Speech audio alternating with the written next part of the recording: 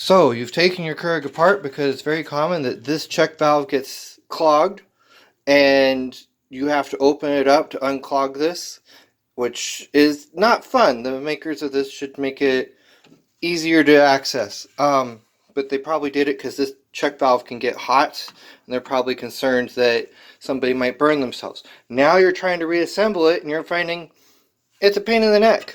But if you look right here, there's two teeth. Those two teeth line up with these two holes right here. You just slide it straight through like this. Okay, you line it up right there. You kind of look inside, make sure the teeth line up, and then you just slide it forward, the top part, not the actual rotating assembly. It's a little more difficult than it sounds, but once it is, it'll kind of click like that, and you're ready to put the screws in. Alright, have fun with that. Good luck. Bye.